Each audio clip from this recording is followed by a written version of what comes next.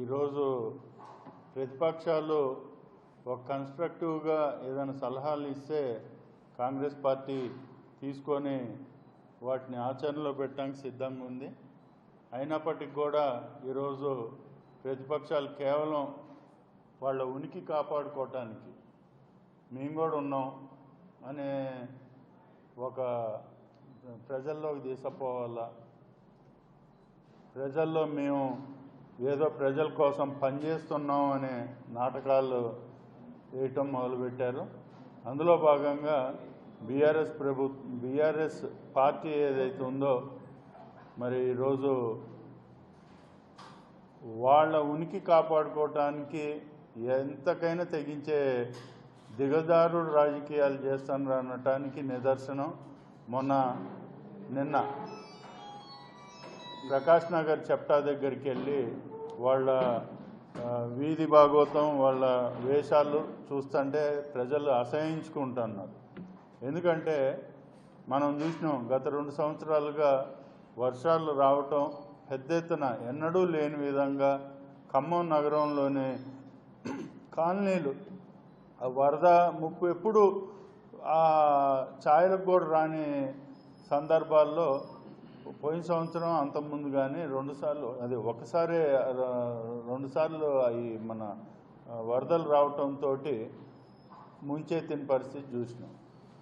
మరి దీనికి కారణం మనం ఒకటే, అక్కడ ఇంజనీర్లు అంటే మేము చెప్పేది కాదు, అక్కడ ఇంజనీర్లు చెప్పింది ఏంటంటే అక్కడ చెప్టా నిర్మించటం వల్ల అది కూడా ఎటువంటి అనుమతులు లేని హైటు 2.3 హైటు మీద కట్టడం వల్ల దాన్ని బ్యాక్ వాటర్ వెనక్కి తన్నటం, దానివల్ల ఎప్పుడూ లేని విధంగా ప్రకాష్ నగర్ బ్రిడ్జ్ కూడా మరి ఆ రోజు అలైన్మెంట్ కదలటం కూడా జరిగింది.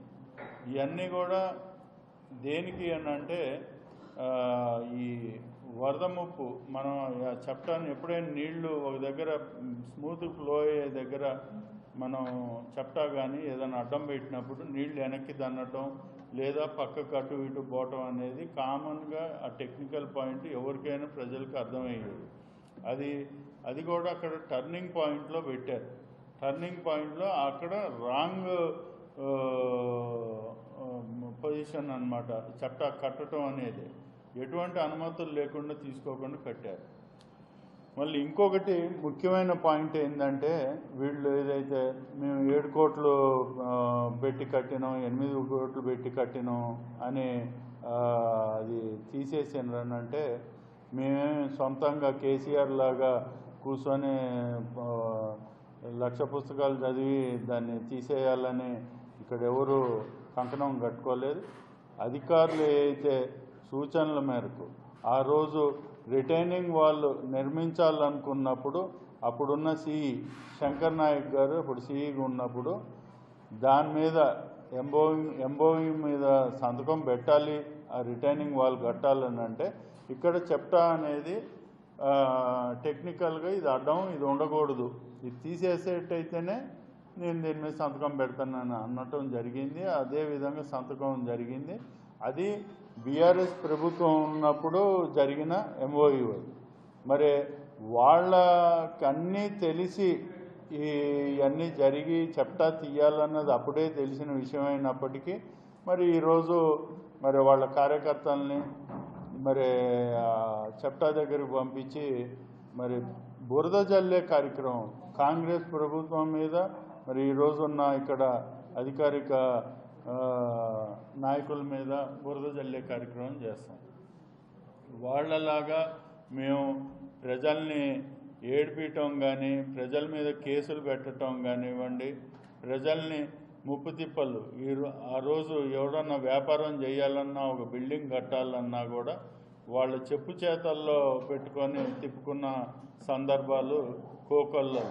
ఆ రోజు ఉన్న ప్రతిపక్షం వాళ్ళు ఈరోజు మేము నిన్న ఆడ చెప్టా దగ్గర పోయి ఇన్ని చేసినా మేము వాస్తవాలు తెలియజేయటానికి పత్రికా సమావేశం పెట్టి ఆ రోజు ఏం జరిగిందనేది పూర్తి వివరాలతో మేము ముందుకు వచ్చి మీకు తెలియజేస్తున్నాం.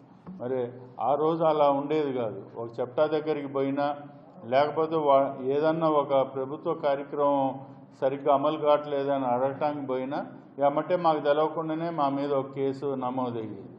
ఆ కేసు మా మీద అయిందా లేదా కూడా మాకు తెలవకుండానే వాళ్ళు దాన్ని ఫైల్ చేయటం మా మీద కోకొల్లలుగా చిన్న కార్యకర్త కానీ కార్పొరేటర్లు కానీ ఆ రోజున్న ఎవరైతే ఉన్నారో మా వాళ్ళందరి మీద పెట్టిన సందర్భాలు ఉన్నాయి. మాతో పాటు సిబిఐ సిబిఎం మరి ఇంకా మిగతా పార్టీల మీద కూడా కేసులు పెట్టే పరిస్థితి ఉండే. మరి ఈరోజు అట్లాంటిది ఏం జరగట్లేదు. వాళ్ళకి స్వేచ్ఛని ఇస్తున్నారు. ఈరోజు తుమ్మల నాగేశ్వరరావు గారు వచ్చాక ఎవరికైనా కూడా ఏదైతే ఎలక్షన్ల ముందల ప్రశాంతమైన ఖమ్మాన్ని ఎవరి జీవితం వాళ్ళు ఎవరి వ్యాపారం వాళ్ళు చేసుకునే విధంగా ప్రశాంతంగా ఉండాలి ఖమ్మం అనే విధంగా ఈరోజు ప్రశాంతంగా ఖమ్మం ఉంది. ఎటువంటి దోపిడీ కానీ ఎటువంటి ఇబ్బందులు కానీ ప్రజలు లేకుండా ప్రశాంతంగా బతుకుతుంది. మరి ఈరోజు ఏదో ఒకటి బురద జల్లాలి లేనిపోని. గత సంవత్సరం 2 సంవత్సరాలు అయిందో అది డిస్మాంటిల్ మొదలుపెట్టి 2 సంవత్సరాలు అవుతుంటే దొంగలు పడ్డ 6 నెలలకు కుక్కలు మురిగినట్టు ఈరోజు